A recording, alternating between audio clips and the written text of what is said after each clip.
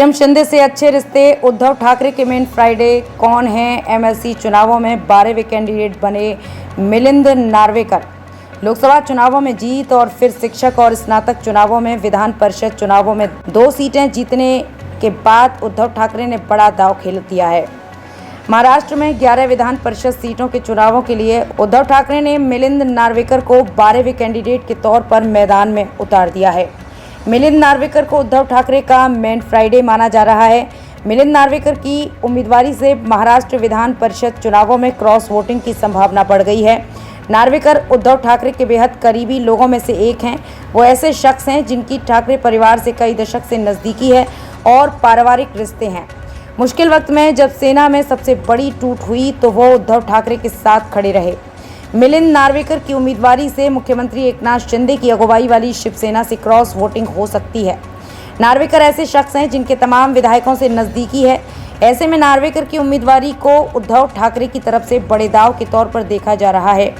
जीत को चाहिए होंगे 23 वोट। मिलिंद नार्वेकर कहने के लिए शिवसेना अविभाजित और अब यूबीटी के सेक्रेटरी हैं, लेकिन वो ठाकरे परिवार के नज़दीक लोगों में सर्वाधिक पावरफुल हैं। मिलिंद नार्वेकर को जीतने के लिए विधान परिषद चुनावों में प्रथम वरीयता के 23 वोटों की जरूरत होगी। नार्वेकर के कद का अंदाजा इस बात से लगाया जा सकता है कि उनके नामांकन में न सिर्फ उद्धव ठाकरे मौजूद रहे, बल्कि कांग्रेस के नेता और पूर्व सीएम पृथ्वीराज चौहान के साथ साथ शरद पवार की अगुवाई वाली एनसीपी के महाराष्ट्र अध्यक्ष जयंत पाटिल भी मौजूद रहे।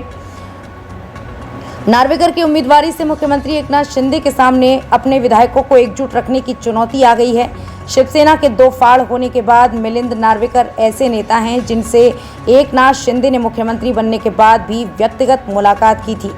इसके बाद राजनीति गर्मा गई है। नार्वेकर पिछले 2 दशक से उद्धव ठाकरे के पीए के तौर पर काम कर रहे हैं। उद्धव ठाकरे की अगुवाई वाली शिवसेना के पास कुल 15 वोट हैं।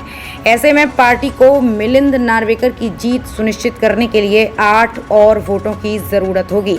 नार्वेकर को उद्धव ठाकरे के साथ कई अहम मौक़ों पर भी देखा गया है। हालांकि शिंदे की बगावत के बाद कुछ समय के लिए वो पार्टी के हाशिए पर गए थे। विधान परिषद चुनावों में उनके नामांकन को वापसी के तौर पर देखा जा रहा है। अगर आपको हमारी वीडियो अच्छी लगी हो तो वीडियो को लाइक करें और चैनल को सब्सक्राइब करें और ताज़ा खबरों के लिए जुड़े रहिए मुंबई हलचल के साथ।